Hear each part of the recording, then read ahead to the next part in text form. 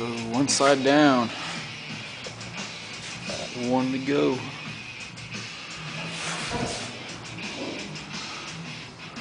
I don't know how the lighting is right now, but take some pictures of it. Came out really good. I'll barely need to use any filler on it. Haven't got the inside yet, but no pinholes, good penetration. And that backside will be easy to clean up. There's barely anything on back there. Came out good though. One more side to go. Alright, here's what I'm using to grind out my butt welds. Starting off with a 36, then going to a 60 or an 80, then a 120, then a red Scotch-Brite pad, then a blue. Just cleans it up real good.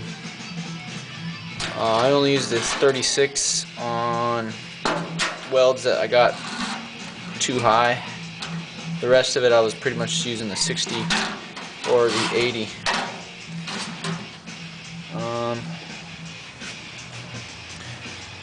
Let's see. My welder, I'm using 0.025 inch or 6mm wire with argon and CO2 mix. It's important to use the thinner stuff when you're doing sheet metal. And according to this sheet, it's 22 gauge. I should be using a setting of A 2.5 on the miller, but it seemed to be a little too cold. Wasn't getting good penetration, so I'm going with B and right about 3 for the speed. And I was using A for a while, but the welds were really brittle, and when I went to grind them down, most of them would just break off. There'd be a lot of pinholes. Penetration just wasn't really good, so the hotter the better. You just don't want to burn through.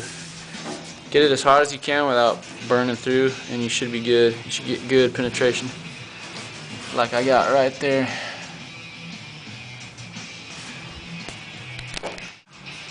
Another important thing about butt welds, in order to get a nice smooth surface when you're done, and in order to make it easier to grind, you want to make sure your butt weld is butted up to each other perfectly. You don't want one surface higher and one surface lower.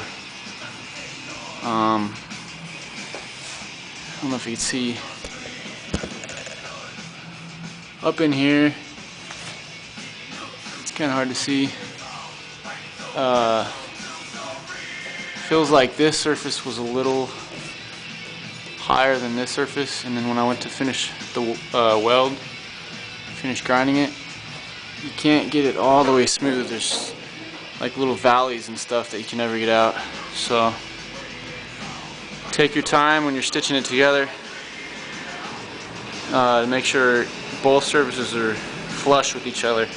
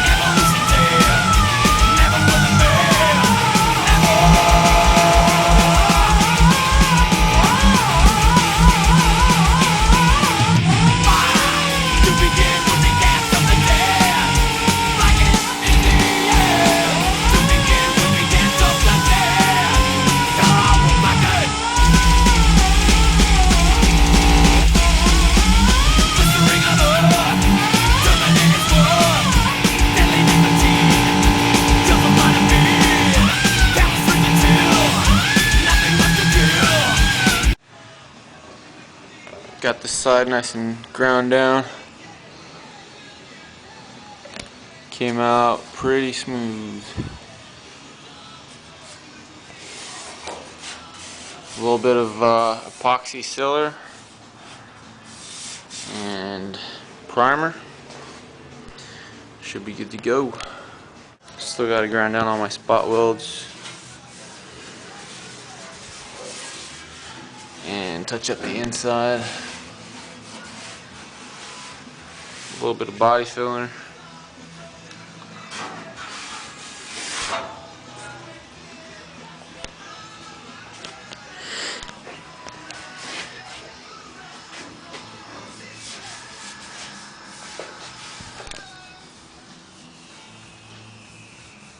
Can't even tell it was ever